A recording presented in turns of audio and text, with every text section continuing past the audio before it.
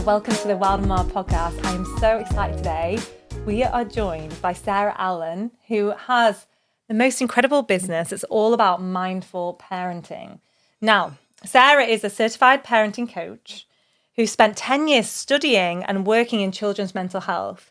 And she's on a mission to help parents understand their children. And she's the founder of the Mindful Parent Club. So Can you tell us a little bit about yourself? Yeah. Oh, thank you for the introduction. Yeah, so a little bit about my story. Yeah, your story. Like, where did this come about? This mindful parenting, like parent club. Like, did you have your children first, or was it when you were pregnant? Or, yeah, so it all started when I became a mum. Yeah, so I have one little boy, and he's just turned 10 in August now. So it really all started about 10 years ago when I became a parent. I was 24, so I'd say I was quite young, but I felt like I'd had quite a rich life experience before that. I'd travelled a lot. I felt like I was quite self-aware. I felt like I knew myself and felt quite confident to go into parenting. Before giving birth, like I felt I was quite intentional as well around. I planned like a water birth. Yeah. I'd done pregnancy yoga. I wanted to breastfeed, no drugs on the birth. So I was really intentional about all that because I felt like that would be the best start for him. It didn't go like that. I ended up having him on the living room floor. So that's, really? Oh my God. Yeah, that's another story. Did he just come early? Yeah. Well, no, I got sent home from the hospital, and then I couldn't get off the floor, so I ended up behind the couch. But it was in a way. I mean, I wanted like a natural birth and everything, that's so it amazing. Worked out that way. Yeah. So all that intentionality didn't actually go the way I planned, but even so. But when I actually had him, and then all like the fuss dies down and kind of goes to like the normality, I was just a bit like, oh wow, I'm not really prepared for this. Like you just left. You're like, so when am I going to get this manual? Who's going to show me how to do this? It's full on, isn't it? Yeah, and my son, he didn't sleep very well either. He'd wake up like every hour. Bless you. He didn't like to be put down, so you can imagine I was exhausted, and I was just my patience was like wearing thin a lot of the time. And there was a few situations where I like actually lost it. I remember once I shouted in his face, like, why wouldn't you just stop crying? He was only like a little baby. Yeah. And I just thought, wow, I felt like a monster. And I thought, what's happened there? You know what, though? So many of us go through this. I think so many mums will relate that you just like that lack of sleep, that exhaustion, it just takes over you on a physical level. Yeah. You're like, I just need to sleep. Why will you not stop? Yeah. And it's like, but then obviously you found tools though that have helped you deal with that. Yeah. So yeah, what was there that moment then you said, I need to make change? That was basically the catalyst for all this. So I think it led me on like a deep dive into all things parenting, child development, psychology, self-development as well. I really learned a lot about myself. Everything kind of unravelled, and it eventually led me to study child and adolescent mental health in university. I went on to do counselling, and then I went into work into children's services, supporting children and families. And while I was there, I didn't really feel like I was quite where I was meant to be, supporting parents. The supporting service is very crisis driven. Yeah. And so they only reach people right at the end. Well, I mean, they do, but it is meant, they say, I worked in early intervention, but it's still not early intervention. It's because, as I say, there's a stigma attached to parent and support, I think, especially in services, because people feel like, oh, well, I don't want to look like a bad parent. Yeah, like you're being judged in a way. Yeah. And also when you access through services, people think, oh, I'm going to get my child taken off me if I look like a bad parent. So I realised that there wasn't anything really for like proactive parents who wanted, not saying anything about like parents who don't see support on, but parents who really want to like search for that knowledge, a bit like myself, and I didn't want to go on a deep dive for like, years and go to university to get the knowledge. I thought I want to create something that is like, is allowing parents to have that guidance and support. So Mindful Parent Club is really like to allow parents to be able to access support, tools and have access to knowledge to support them in the modern day. Wow. Because modern day parenting is really, really difficult, and we're parenting in unprecedented times. Oh my gosh, you can tell me. No. It's just, I feel like what has happened? Because I feel like we're meant to be kind of, have support around us and a village. And, we all talk about this. When you're pregnant, you're like, get support after you've had the baby. But then we live in a world where, parents and, close families live in other sides of the world or different geographical locations. And if not only that, people just don't seem as open to support each other as much anymore. I think perhaps, do you think it's responsible to the rise in social media and people are just too busy? And I mean, what do you think is the key to that? Like, why? I think there's a lot of reasons, but exactly that's what you just touched on, like modern day parenting. There's so many different factors now, that pressures that parents are under. The one being, obviously, we've got less support. We don't have that village anymore. We live in different locations to our extended families. A lot of us are solo parenting as well. There's dual work and households as well. So it's like, there's two parents who are out working. Yeah. We're juggling a lot more responsibilities with work. And like you say, the digital age, all the distractions of social media and just constant, we just don't switch off. Don't switch off. We're all under many people are under a state of chronic stress. 100%, like complete burnout, I think. And I hear it so many, because I do a lot of events, and I'd say majority are mothers as well that come along to my women's events. And that is, I feel like so many people get into those states of burnout and they just need like more balance in their lives. And I feel it myself, like running a big business, but then having 4 children. I feel like the list never stops. Like there's school things to get ready for, there's like emails to get back to, cleaning the house. Like I just feel like if I'm doing well in one area in business, then I'm not doing well in another. Like I feel like a bit of the mum guilt, right? We all know the mum guilt.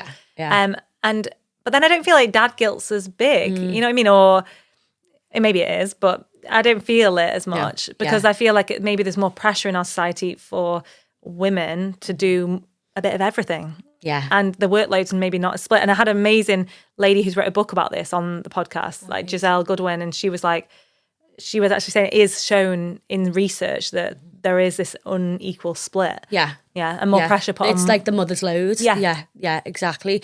And we're expected to now, again, we're juggling work and then we've still got all the same responsibilities at home. So there's so many pressures on us. So with this mother's load, I mean, we all feel that pressure. So what is the solution in society for this? Or how do you come in and bring in these interventions? I get what you're saying. No, so there's the mother's load. There's just like the relentless struggle, because obviously, like you say, there are 2 parents, and we don't want to say that dads don't feel like that way either. But it is more likely that mums are feeling a lot more of the load. Yeah. And I've seen that in my work as well. That a lot of mothers feel like they take on a lot of the emotional load. But it goes back to why I feel that now more than ever, we need to start reflecting on our parenting and questioning like how we can show up for both, obviously working and juggling all those responsibilities, but still being able to show up in our parenting. I do feel that like the mother's load, and with my own kids, the balance, getting the balance right. And how can we be more conscious in parenting or be mindful parents? Yeah. So it all starts, as I say, with the parent and pouring into your own cup first, because we're just constantly doing and giving, and we don't pour enough into our own cups, especially as mothers. And that's where the phrase the mum guilt comes from. Like, we see when we do something for ourselves, we feel guilty, like we should be doing this for the kids, or we shouldn't be having our own time. But I call it like, our nervous system, like a battery. We need to charge it. We need to pour into ourselves, because we can't give to our children if we haven't. And so that's where, with my approach, I really start with the parent and them learning how to regulate themselves and learning their own, getting their own self-awareness so they can really show up first. It's so true though, isn't it? Like I feel that if I've gone out and invested in myself, it doesn't even need to be like a full spa day or something, even just gone out on a little walk in the morning, and say, if my husband's watched the kids or, and had some time for myself, I just feel like I treat them better, I treat myself better, and we've got to invest back in ourselves. Tell me then the tools that you can give parents. So if I'm coming to you and I'm a mom that's feeling really low and just on the borderline, like anxious and I'm not a good parent and I'm shouting and I'm getting angry at my kids, what would be the first port of call that you would kind of give them? You know, what advice would you give them? Yeah, that's always really where I start with. Through my coaching, we look at the parent first and then regulating themselves and seeing what's going on for them first, what's happening in their life. Okay. You know, looking at when they are shouting and things like that and what's going on, like where are them triggers coming from? Why are they stressed with work, or is it an emotional trigger? That's because my work goes a lot deeper. Is it like an internal trigger? And we've got to figure out what's going on first for the parent, and then once they gain a little bit of self-awareness of what's happening in these moments, then how they can manage that stress. And we don't often realise that there could be like inner traumas, something from when we were younger, or like I think as well grief, because I've just like lost my mum a couple of years ago and I didn't realise what effect that could have on my nervous system and like self-regulating and also showing up for my kids while I'm also processing grief really took it out of me. I was like, I did not realise how this would affect my parenting. And I've never been a shouty parent. I've always been quite calm. But just recently, I'll be honest, I'm going to be raw and honest on here. I feel the kids just aren't going to sleep lately very well. Like I feel I've got one of my littlest little girl has cerebral palsy and she needs a lot more of my attention and I feel drawn in all directions. But putting them to sleep can be a nightmare. And I do feel after a day of being busy, I get that, like anger, you know, that mum anger. Frustration, irritation. And even though I don't do anything usually about it, but I have lately like felt like, oh gosh, this is frustrating, you know. So if a parent came to me and like in those moments of what we do is we start to tune into those situations and I call it like finding their common sensory tool. So though we want to be proactive and not like firefighting these moments, we want to fill our cup first so we hopefully don't get to these really like heightened states where we lose our SHIT. But what I say is I explain it like a thermometer. So say the thermometer's green at the bottom and that's when you're calm and you're regulated, and then it gets to the top and that's red, so that's level 5. We want to be tuning into our bodies and feeling those feelings of like low level irritation at like around level 2. So kind of visualize that thermometer like, oh, I'm at orange, or I need to do something to calm it down, kind of thing. So it's getting ourselves into our bodies and starting to listen to our bodies, because we're very much in our heads. We're disconnected from our bodies. Most people are like, we're all very focused on outwardly and we don't look within very much. Like as a yoga teacher, I'm always telling people look within, and it's so important. Like our bodies give us cues, like that's what our feelings are, to give us cues, but we don't listen to them. So this is what my work's about, is becoming more aware. That's amazing. Of what's going on in your body. So then when you go, okay, you feel those level 2, low level feelings, you're going to be able to catch them then. You're going to be able to intervene with a common sensory tool, one that works for you, and that's what we figure out. And would you say in that moment then, so if you did feel like it was heightened, and you're finding, you know, like say that time, I've had it where my kid, you're out somewhere and they're just lying on the floor and having a full-blown tantrum. I have got better at this. I've just realised the more I just stay calm and breathe, but you know, sometimes you just like, I just want to throw him in my shoulder and get out of there as fast as I can. But what would you advise people to do just to, because sometimes it's hard to take yourself out of the situation, isn't it? Just to have a breather. But would you just always approach things with kindness and compassion, like towards your child first, and maybe not worry about what other people think as well? Yeah. So the first thing that we need to master before we think about anything else is just regulating ourselves. Because we to be compassionate and like empathise with our child, we first need to be in a regulated state, because otherwise we're just going to be like, So that's why the first point of call I go into in my coaching is really that empowered foundation of where you can be that anchor. I call it, you know, you being the anchor, so you can then your child can borrow your calm and you can co-regulate with your child. And that's when we go into the connection, which is, you know, empathising and the compassion, so we can manage the behaviours. But I mean, because we can't go too deeply into it here, I'd just first say if you're under that pressure, you want to be in any way that you can keep your calm. Yeah, keep the calm. Yeah, Keep the calm. yeah. And I feel like a lot of people don't realize how heavily connected you are to your child. Like, obviously, we know we are, like, genetically and everything, but even like when you have a newborn, they rely on your like heartbeat, your presence for their like warmth and temperature regulation, like everything. They basically, so like you are that rock to them. Like, you know, you've been so close for 9 months when you've been growing them, and they now want you to be this. They're going to always look to you for how to behave and how to act. So if we can keep our shit together, you know, they'll also feel like, oh, I can regulate myself better. Yeah, It's so that's exactly what it is. So we are modeling to our children all of these skills of like how to regulate their emotions, and so they are learning through what we're doing. So what we often try and do is tell our children to do something. So hard sometimes. But we're not doing it ourselves. Yeah. So our children don't do as we say, they do as we do. So yeah, children are literally borrowing your calm until they learn that skill.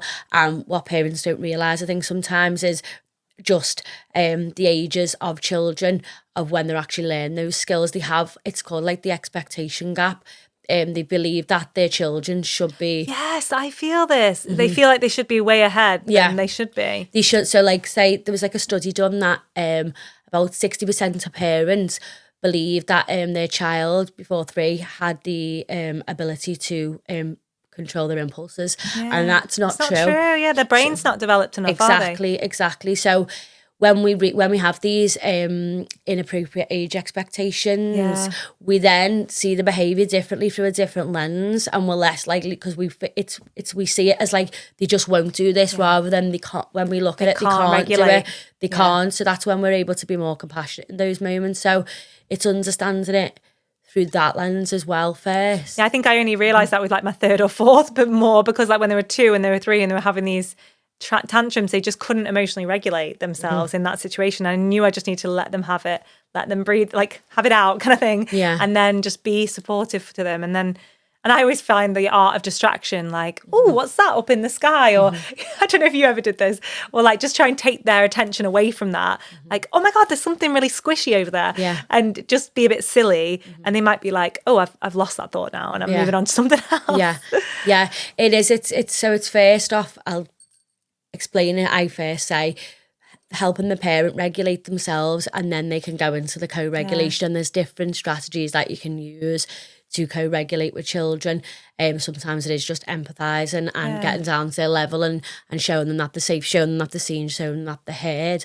But also sometimes that could involve playfulness as well. Yeah, exactly. There's many different strategies that you can use to connect, but it's ultimately that you want to, when you are trying to de-escalate a behaviour, the first point of call should be to connect before you redirect. But many parents go into, they want to give a consequence, or they try and lecture, or they try and reason with the child, or use logic in these moments. But what I explain to my parents is that it's like you're speaking Chinese in those moments to your child. They don't understand what you're saying. They need to come back to a regulated state. The part of their brain that takes in that information is offline, and it's still not fully developed yet. So helping parents understand that, why they need to connect first.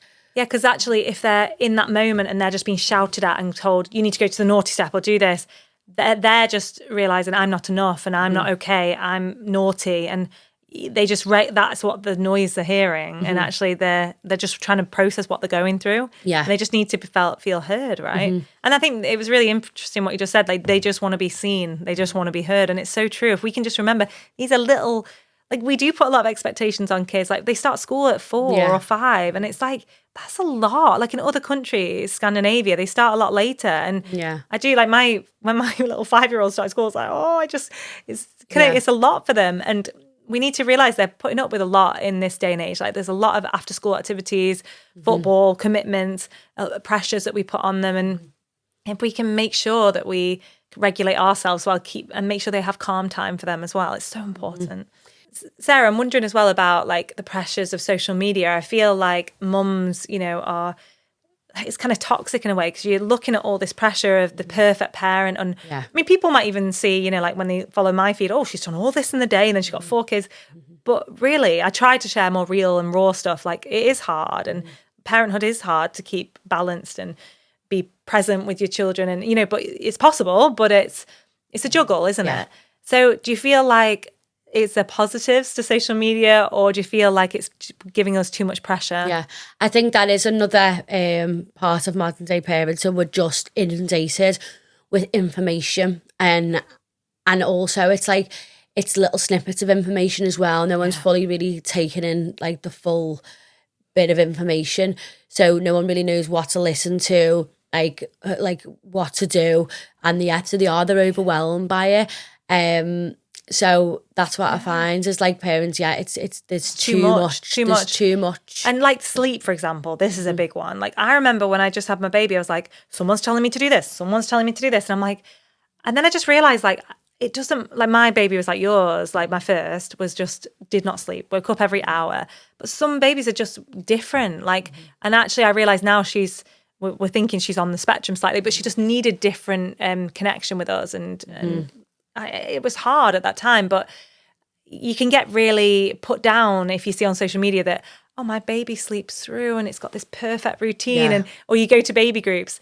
So is there any myths that we need to like debunk with like sleep, or do you feel like the things we hear on social media, what do you feel about this? I know there's so many. Yeah. I feel like parents just need to connect back with themselves, because I feel like we have got it all inside us. Like we've got a parents and intuition, but we've just become so disconnected from it. We've become disconnected from ourselves. So I feel like we need to just connect back first to ourselves and not try and look externally for the answers. We always try and look to like external professionals like that, or people that we think have got the answers, but really only we know our child. You're so right. We can tune into our child. We know the experience of our child. So trusting that, you will have the answers. That's kind of my coaching is, and I'm not giving parents like a step-by-step, do this, do that. It's not a cookie cutter, one size all fits approach. It's helping the parent connect back to themselves and understand their child developmentally, because we've become a little bit, a bit lost of what we see children as. Like you were saying before, we kind of see them as like mini adults and forget that they are developing children. They're like, they're not, they've not got the capacity of certain skills that we expect of them. So we need to kind of strip it back and understand them a little bit better, and then just show up and be able to connect. So the first and main point, I think, is just coming back to yourself. As long as the research shows, as long as they've got a calm, regulated parent and the quality of connection they have with the parent, that's the strongest influencer. Yeah. And what do you feel about screens? Because obviously a lot of parents like rely on these to kind of calm them down, or after school. What's your take on this? Like, do you feel like it's bad for the nervous system, or there's ways to have? So I mean, everyone has their own different opinions. I would never say this is right or wrong. Obviously there's lots of research to show that their children's brains are still developing, and it can massively influence them, and the amount of time that they're on them as well. Me personally, with my own child, his dad doesn't have the same kinds of ideas or boundaries as me, but I do have limits on the screen. Because it can be very dysregulating for the nervous system. It's addictive, isn't it? And I feel like we didn't have this as much. Well, I know I didn't have it as much when I was growing up. Like there wasn't that accessibility to phones and YouTube and this and that. And it's like we do need to be careful, because the information, they take things quite literally as well. And these things, like my son the other day, it was funny. It's like, did you know this fact? And I was like, that's not true. And then it was like, show me this video. It's obviously like a made up thing, just a hook for Instagram, or like, it wasn't on Instagram. It was like a kid's YouTube thing. Yeah. But I was like, that's weird that he fully believes it. And it's like these hoaxes or pranks, they take as literal. That's it. It's literally, we're got to realise that all this information is shaping our child and their worldview and their perspective and their beliefs and things like that. It's worrying a bit. We do. They've got that much access now to that much information. It's quite scary. So we used to have almost like influence over how we were shaping our child's belief systems. Now it's just like you say, a lot of children are speaking like Americans now, Oh my aren't gosh, they? yeah. Because, calling, my Trash. son calls it trash Yeah. and gas and like. It's like all these YouTubers. Yeah. It was funny, we went to Disney, and my dad lives in Florida, so we sometimes go to Disney with the kids. And they were like, oh my God, Mum. There was one of their YouTube families at breakfast when we were in this hotel, and I was like, oh. And it was like, literally, they were so excited, but they started speaking in the American way, and like they just like idolize these people on YouTube and stuff, and they start speaking a bit differently. They like, I don't know, just how they speak about things. It's interesting. Yeah. I think we've just got to be careful and try and protect them until they get older. But obviously I don't want to go into like shaming parents, because again, with some parents do use that sometimes, and when they just don't have anything left in the tank, and that is something that they can give the children. So I don't want to go into It's a tricky one, because what I find as well is that these videos a lot are like, that's why I mentioned the American one, is like they go out to shops and they get to pick what they want, and like it's like this constant need for things and physical items and presents and money, and I feel like because influencers have to up their game on what they give and giveaways, but it's kind of taken away from that presence in children of like enjoying just a moment in nature, or they always want more. And I know it's not all kids, but I think we do have to be aware as adults to protect them from that, like 100%. the need for greed, or like things like you said, like kindness are so important, and for these values to be really instilled. And it doesn't feel like these YouTubers are at all. It's like, worries me, like with the big brands as well, like, well, they'll like spot like Prime so easily, and these because everyone's just endorsing them, and it's a bit worrying. But off topic a little bit, but so what essentially is mindful? So this mindful parenting, like, how can we say, if someone's not heard of it before, how can we? I know obviously you talked about how to be a mindful parent, but what daily actions can we take? Like, if you were going to say, start here, if I could be more mindful, what are things that I could implement into my day? So first off, the first question, like, what is mindful parenting? Like, is just beginning to start reflecting on how we're parenting first off, and not doing it on autopilot. Many of us we just kind of just doing it on autopilot and don't really reflect on it. So that's like the first step, I'd say, in mindful parenting, is begin to question how I'm showing up in my parenting relationship. And then secondly, daily actions.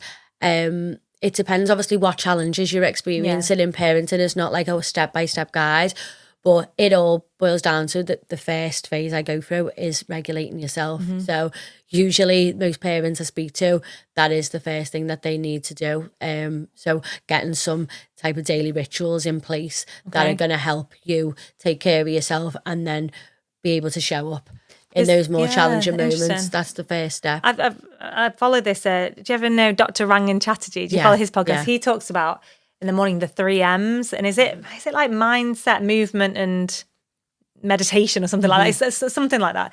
And it's interesting. He does it with his kids. So he says he goes downstairs, and every morning he'll do a bit. It's movement. That's it. So he does a bit of movement, and he'll do a bit of like mindset. So he'll read like kind of maybe a positive quote with his children, and he'll try and do it while they're getting ready for school or getting breakfast. And obviously we can't all do this, but he says he only just does a minute on each, or as much time as he can. And I just thought it was a really lovely thing just to implement into your morning, that you can also, so I feel like we feel a pressure that when we're having times of self-care, we have to be away from our kids as well. And like, I used to think this, like I'd have to go to a yoga class separate from them. But then I started to realize I can just do yoga at home, and they can be jumping around me, going under me, and them seeing me do these behaviors are really powerful. Like, for so long, I've been wanting my kids to do yoga, because I've been a yoga teacher for like 12 years. But they've just started to get more into it. And like, obviously it is all sinking in, and like the sound bowls I do, it really relaxes them. And I just think we need to start modelling the behaviour we want, Well, that's what it is. They're obviously seeing that you're modelling them behaviours to them. And that's what I try to do in front of my son. So going back to the morning routine, I say to my parents, well, that me personally as well, that's how I need to start my day, with a ritual, because it's grounding our nervous system from the very get-go. If you're just jumping out of bed and you're like, oh God, okay, I've got to get the kids ready, you've got to make breakfast, you're scrabbling around to get ready for work, like you're already starting your day off. They feel it, don't they? And Yeah. they don't understand why you're rushing so much. They feel like it's their fault, but it's not. It's just... Yeah, so it's both of you, you know, both they're gonna be taking in your stress, but also you're gonna be feeling more stress if you've not started your day off intentionally. So that's why I do talk about really being mindful in the morning about how you start your day. And like you said, you know, people think they haven't got time, but I say you actually save more time. You do. When you actually invest that little 100%. bit of extra time in the morning. I feel really chaotic. Like my brain, if I don't start off intentionally in the morning and really think about my day. You do. And I feel like there's actually research that shows like if you meditate, you actually, like the top 1% of successful people in the world all do these similar things like visualization, meditation. And it's interesting because actually it says it gives you more time because it keeps you focused in your day. It makes you really like set on your boundaries of what things you want to do, what areas you want to go to, and just be more present. Yeah. And I think that even though I used to probably do more when I had 1 or 2 children, I definitely need to meditate and do more for myself. But it does set you up for a good day ahead. And it also, they feel that energy. Yeah. It's just creating that. It's like a ritual where it's not even like it's a chore. It's something that is just part of your day. And that's a lot of the work I do in my coaching is about routines and rhythms for yourself and for your children as well. And there's that habit stacking, isn't it? So you can do things like, say, when you're brushing your teeth in the morning, you can also do like, I don't know, say some affirmations or like there's different things you can do, but you can make your children a part of it like as well. It's good. Yeah. So tell me a bit about how you feel with solo parenting as well, because that's a big added pressure. And the juggle, like have you managed to find the transition okay with mindful parenting as well?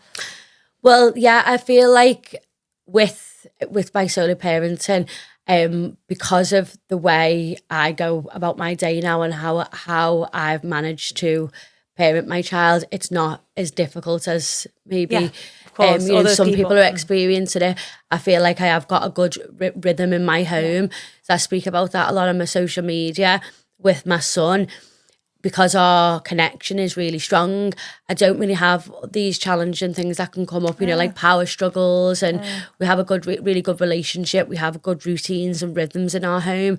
So I'd say, you know, I don't find it that difficult. Obviously, we have moments where things arise, but because we've got into that really good rhythm, I wouldn't say I find it. That's good then.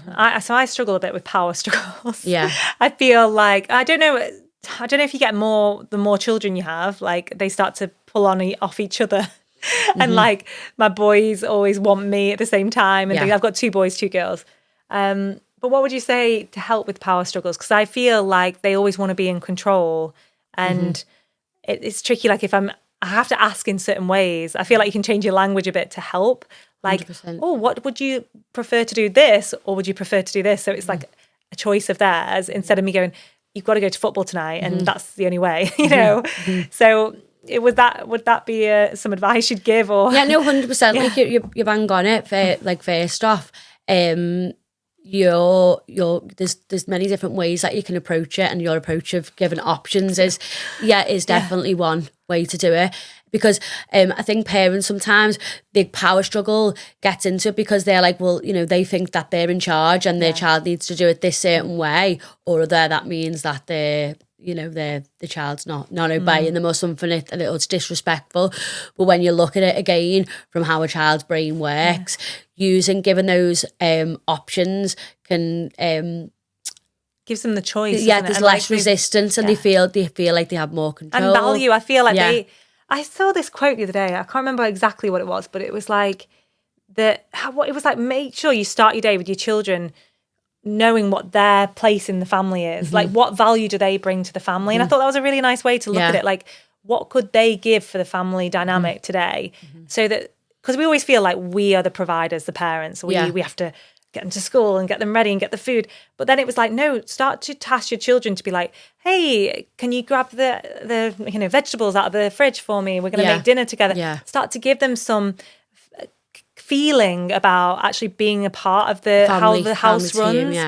Team, or like they can help as they get older as well. I feel like now my 8-year-old and my 10-year-old, they can just take the bins out, or they can, not that I get them to do it all the time, but start to do more chores or help me. Like my 10-year-old we live in the countryside, she can take the dog for a walk down the road a little bit, if I can see her in sight and things. I'm probably a worrier, but she's much more confident now, and I think that we need to trust our kids a bit more, that they can get involved in the dynamics of the family. Yeah, no, I literally done a reel about that the other day. Same thing about my son, why he does things around the house without any power struggles. And it's literally what you've just said, you know, giving them that, for one, it instills in them like being part of a family team. You know, it's me and him in the home, but that's still a team. And starting from a very young age of them understanding that, like that intrinsic motivation to want to just help and feel like, you know, value member of the family. Of the family. I love that. 100%. And then using the different strategies of getting them to do that. I said, you know, about choose things that they're going to enjoy doing at first, or giving them a choice of what they want to do. Yeah, exactly. Really is a good way to start, or using playfulness as well is a really good place to start. And so with how do you feel about like the school system and stuff? Like, we won't go too much on this, but you know, I feel like kids need to be learning like more responsibility and like finance and like, you know, like stuff that actually matters in modern day, like with our businesses. You know, life can be kind of up and down, and I feel like we learn a lot, like focus on maths and English. I mean, I don't know how you feel, but it feels like there's so much more we could learn these days with AI and all the technology that's growing. So my son, he's going into high school next year, and I did want to homeschool him. I have thought about homeschooling him for a few years, but because I've been doing my business and building it up, I've been getting myself in a place to be able to do that. And that was a plan, to homeschool him actually in high school. And now he said to me, he actually wants to have that experience of going to high school. But exactly what you've just said, I feel like the education system isn't really set up now to see our children thrive in modern day. Exactly. The things that it teaches, but even down to, you know, deeper level of the education system and the way it's kind of conditioning our children. And putting them in real boxes of, you know... like they're all the same. Yeah. And that really bugs me because... So I don't know if you know this, but I homeschool one of my children. My 8-year-old. But it was because... I mean, I always had a vision like you to maybe homeschool at some point. Yeah. I've been a busy businesswoman. Yeah. And it just didn't feel like the right option for me. And the kids actually liked school. Yeah. But then my boy started to show signs of real bad anxiety and depression in the school system. Okay. And we went on for months, like 6 months, and they said, it'll get better by Christmas. Just keep bringing him in. You know, he was crying his eyes out. He was then, it was progressing into physical pain, stomach ache. And I just feel like only when it got to the severe state did they then start to go, oh, we have these options, play therapy, dog therapy. I was like, but why are you telling me that now when we could have started with this? If the teachers have started to notice it, you know, like that internal early intervention. I feel like and obviously I was doing stuff at home with him, trying to you know, build his confidence. And it was after grief as well. So he had gone through, when I lost my mum, I think he was very close with his grandma. So it was just a really interesting experience, but it got so bad, even the school were like, maybe homeschooling would be the best thing. When I was, but he's changed so much since he's been homeschooled. He's so much better, and he's more settled in his anxiety. So I'm pro kind of both. If the kid wants to be at school, that's 100%, fine. Yeah. If you want to homeschool, I'm all about it. And I'd actually wish I could homeschool all my children. Yeah. It's just having the time. Yeah. But then high school's coming up, and I do feel like, it's the pressure with my eldest. Yeah. But yeah, so like, how can let's talk a little bit on mental health though, because I do feel like it's not being talked about that much, and children are struggling more than ever with their mental health. I feel like there's a bit of a crisis going on because there's so many kids I hear in our school alone that have issues, anxiety, even depression, which I feel like, did we hear as much as child depression when we were younger? I mean, I didn't really. Yeah. Well, like I said before, like the statistics show that it's 1 in 5 children are diagnosed, but that is not a reflection of how many children are actually experiencing mental health challenges and they just haven't been diagnosed. Exactly. And, you know, I think there's variable factors that go into why the rise is. But what is consistently showed as the strongest influencing factor to protect a child's mental health is the quality of the relationship they have with the parent. And this is part of the reason I went into parent coaching, because obviously my degree was in children's mental health, and everything shows that the best intervention is to support the parent, not actually the child. Yes. Well, it's not saying don't support the child. Obviously, Yes. therapeutic support for the child is important as well. But when you think about it, a child will go and get like maybe 1 hour of therapy a week, but they're with the parent like 24/7. Yeah, they need them to feel regulated. The parent needs to know how to support that child and have the tools to help them navigate the challenges that they're experiencing. But it's really tough. Like I never realized, like my kids have always been super happy and I feel like I am quite a conscious parent.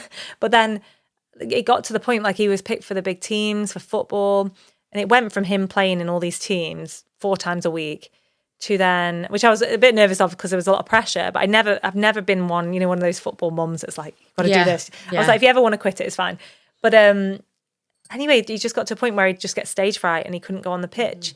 And it was like really tough because, I don't think people really realize when they hit in anxiety, depression, it takes over their whole life, like even eating, change in mood, just constant not having that thrill for life again. And it's really debilitating for the whole family dynamic as well. And I feel like I really want listeners, if you're struggling, to reach out. I wish maybe I need a parent coach, but we actually really need support in this day and age. Now we don't have close-knit communities as much as we used to.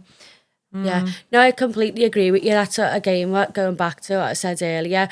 So much has changed in just what's recent times, really, and we need to adapt, I think, to our new conditions. And I truly believe that the way to adapt to that is to start reflecting on our parenting, because I don't think the infrastructure of society is going to change anytime soon.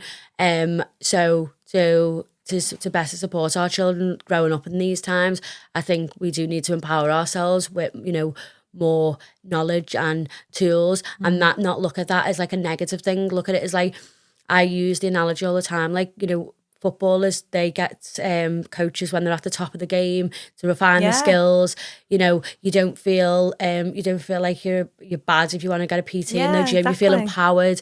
It's the same for parents, and parenting's a skill that you can develop. Obviously, we do parent from the heart, but there are skills that go into parenting that you can develop. And looking at it from that angle, rather than it being like this lens of, I'm failing. No, it's like, it's what what leaders do. They want to refine the skills and be better. I love that. Like we all could learn more, and we sometimes just have to have a look in the mirror and go, where can we change in our lives? And I know. I'm definitely not a perfect parent, and I don't think anyone is. You don't need to be a perfect parent. Exactly. There's study again, I think it's like 30% of the time your child needs you to show up in that way. Yeah. You just need to be present off your phone, which I know I need to do sometimes. I heard someone said once, by the door you can put a little phone box where your phone goes to sleep. And actually, because we need to just be present, looking up, engaged in what they're doing. Just simple things like, even, I know my son gave me the biggest smile the other day, and I was like, wow, that, I was just like, generally like, wow, that drawing's beautiful. And he was really like, oh, really? You think so? And, if I'd just not said that in that moment, they really want your attention, and to see how, oh, wow, you're strong, you're doing this. Oh, that's so brave. And just really having a commentary with them is so important. I say that to parents, because I feel like we feel like we're with our kids all the time, but how much time are we actually, that undivided attention where you say, you're really looking into their eyes, you're really noticing what they're doing, they really feel like appreciated. So there's a thing I tell my parents to do is, I call it special time, and where you have, like, say 15 minutes, or even if it's just 10 minutes you've got a day. If you've got more than one child, figure out a time that works for you. An hour for me. Figure out a time that works for you, and really have that, okay, this, you call it like special time. Aww. They get to direct what you do. There's no phones, no distractions, and it's just fully where they get to lead the play.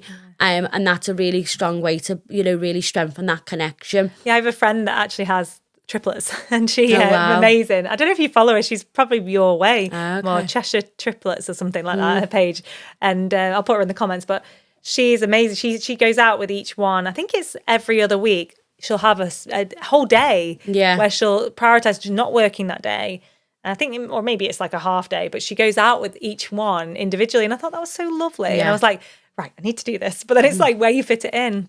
But even if you just start with, just having that little bit of time weekly and then improve it daily, it's so important. Yeah, it is really important, the connection. That's what we don't realise, when our children feel connected to us as well. This is like another thing I speak about, when there are like challenging behaviours, or we want our children to kind of cooperate with us. When our children feel connected to us, they do cooperate. That's naturally, they want to stay connected to us, like, because that means they're safe then. And you know what, life's so, I always see so many people tell us like, oh, you got to appreciate these years, they get big so fast, but it's so true. Like this, it might be hard for, like finding this time, having that nurturing time with them every day for a few years while they're teeny, but when they get to like teenagers, then probably not going to want to have that with you. No, so we've really got to value that now. And I know I'll be saying that in a few years when mine get older, but it's so important that we have this precious time. And one thing we've always been into co-sleeping, like not by choice, it kind of just happened. Yeah. And like I'm still breastfeeding my youngest, but like I find that it's a beautiful thing to do as well. Like just to let your children, like not always, I know some people like to have routine more, but just appreciating the moments. You don't have to have all your own personal space all the time. Let your children lead in some ways. And if they really need you, it's okay occasionally to come in the bed and have a cuddle. You know what I mean? My child's actually, my son, he went into his own bed like literally last week.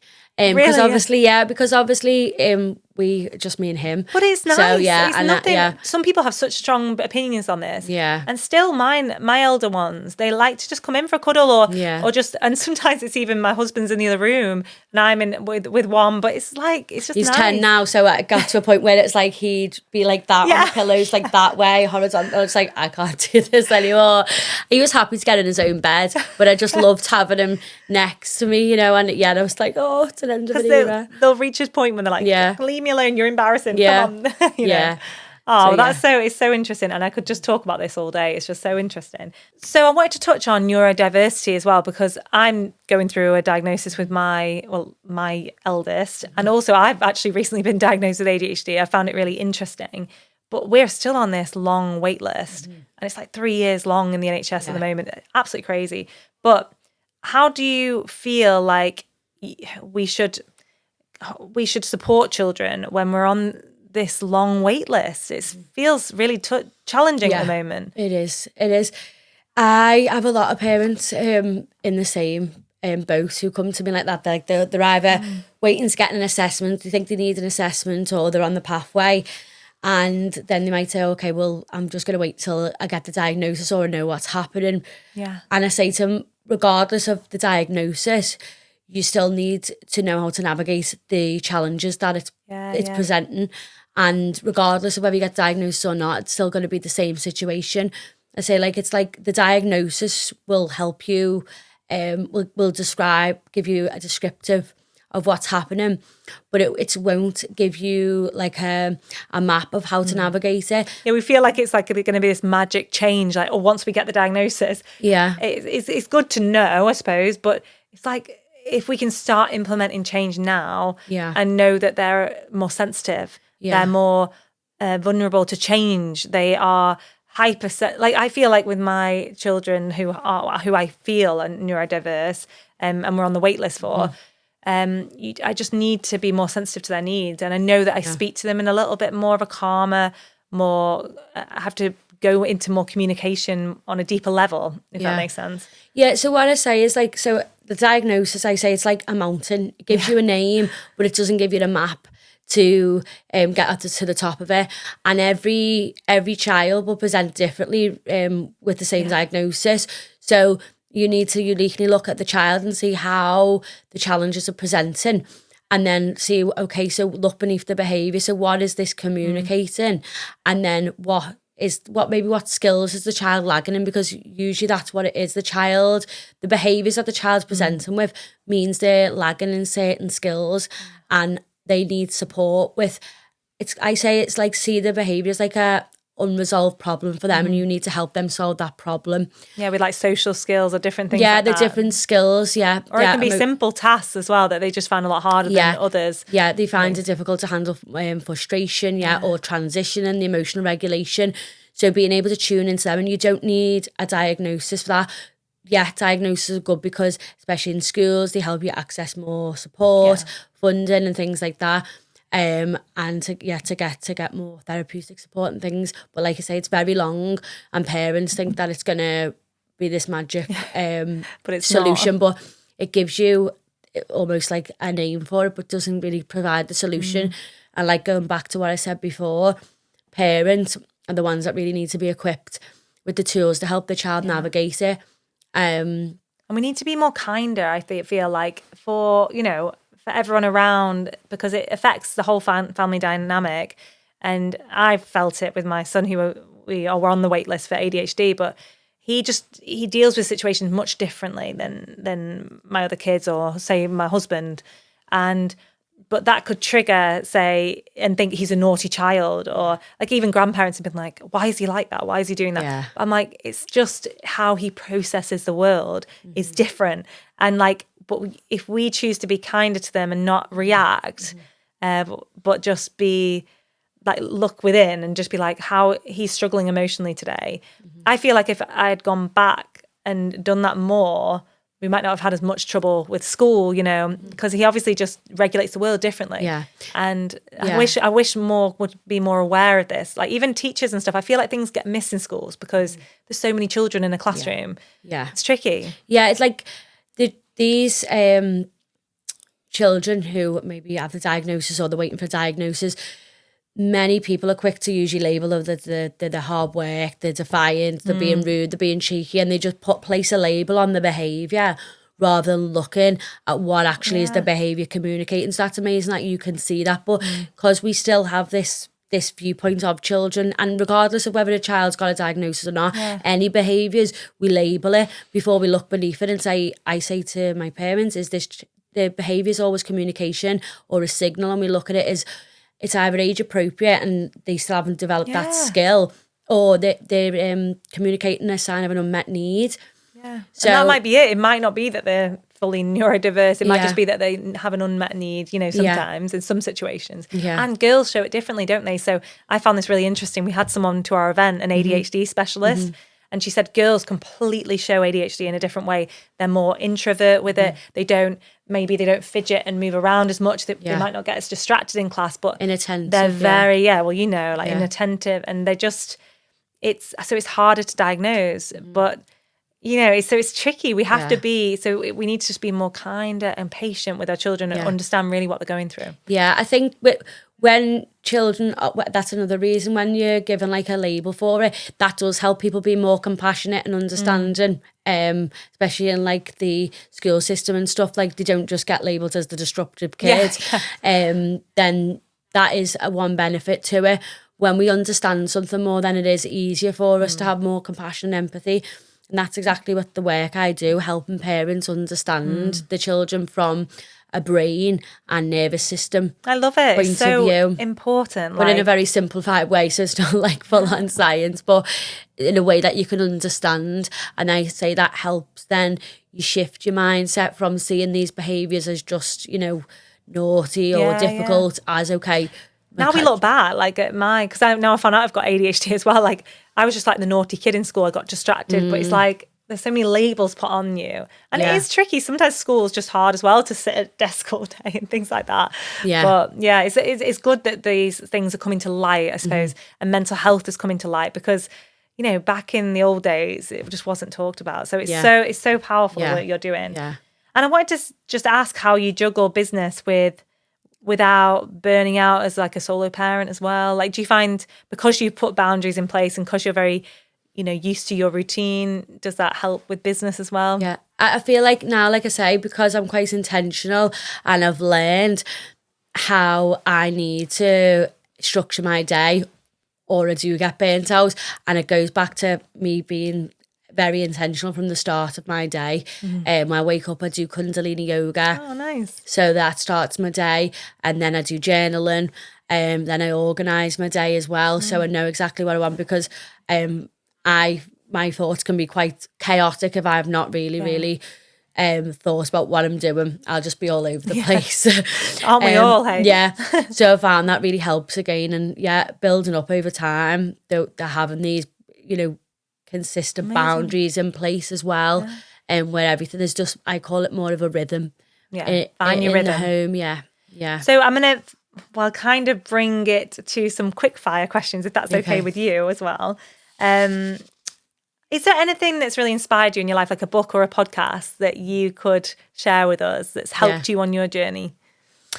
But there's lots. So like, I think really start of like the inspiration of this journey, which isn't like, it wasn't like a parenting book or anything, but it was Eckhart Tolle, Awakening to a New Life's Purpose. Oh, I've not read that one. Yeah. Amazing. But then... And what was the feeling after it? Just kind of like, I can do anything, I can achieve. Yeah, I think the way he talks about it is like your purpose is now. This is your purpose, to be aware in the moment. But we're always looking at like what it helped me find my purpose, which obviously is what I'm doing now, by just being more aware in the present moment. Brilliant. We're constantly distracted or occupied with the future or the past, aren't we? And we're or the never pings really in the of present emails. moment. Yeah. You say right. So that I feel like that is definitely when I'm seeing like a shift in myself. Amazing. And are you into like that trend of like cold plunges or hot saunas? What would you like? I'd say both. Like, It's do a sauna and then a cold plunge if there's a sauna on. But I do like doing cold water. One after another. Cold water swimming. Outdoor. Yeah. So there's no usually a sauna there, but if there's a sauna and a cold plunge, then it just resets you, doesn't it? I feel like it literally shocks your nervous system to be like, balance. I love it. Yeah. I do prefer the cold water swimming in lakes though, because it's just something else to look at rather than just the wall. Yeah, that's true. Yeah. And coffee or matcha, if you're into any of them? Oh, that's difficult because I like both. I'm like ice matcha. It has to be ice matcha, but I am an ice latte girl in the summer, and then now and then I make a shift over to flat white. Oh, nice. Almond milk flat white and I've just a couple of weeks ago started on that. When the weather turns, then it's changed for a coffee to a warmer time. Yeah. I feel like you're very easy to please. Then you're just like in a restaurant or whatever. Like, I'll just try that. Oh no! No, you're not. No. I'm well known as being really fussy. Absolutely not. I thought you're like right. Usually people don't like coffee. Like matcha. Yeah, no. I always need to alter the menu somehow. That's funny. Yeah. So your favourite self-care ritual? Well, I'd say that the morning routine that I do, my kundalini and my journaling, but then I do love like a little spa day in my gym, doing all the facilities, having a massage. Yeah. And so if you were going to leave a legacy behind then for your beautiful son, and what would you want him to like remember you for your business and, I don't know, your values as well in life? And well, for my son, really, I want him to be left with the legacy of like being a compassionate human being. So I feel like obviously that's what my work is surrounding. I really want to help raise the next generation of like emotionally resilient and compassionate human beings. But that's just really what I want to instill in my son. That's lovely, especially in men. I feel like it's so important, especially in this day and age. That's beautiful. Yeah. And I feel like you're already doing that. So it's amazing. The journey you're on, you're inspiring so many and mothers and everyone. So where can people find out about you? Do you want to share about people want to follow your journey? Yeah. And so obviously, I've got Instagram at Mindful Parent Club. You can follow me on there. And to say that I do have a few calls that, because this podcast I'm going to open, Find Your Balance calls. Amazing. That there's like a limited number, so they can DM me balance, and it's like a free 30-minute call to help them find a little bit more calm and confidence in the parents, and it'll just look at where areas they maybe need support, and then do like a little plan of action. Right, everyone, get on that. Yeah, pop in balance, and we are all going to need that. Yeah. I feel like life has just got really busy lately, and we all just need these simple techniques and just to connect inwards, and it's so important. Thank you so much for coming on today. Thank you. It's been amazing. You've given me loads of like thoughts to take home. Yeah. I feel like I'm going to be a very more conscious parent tonight as well. Yeah, I love that. Thank you. Thank you for being here. Thank you.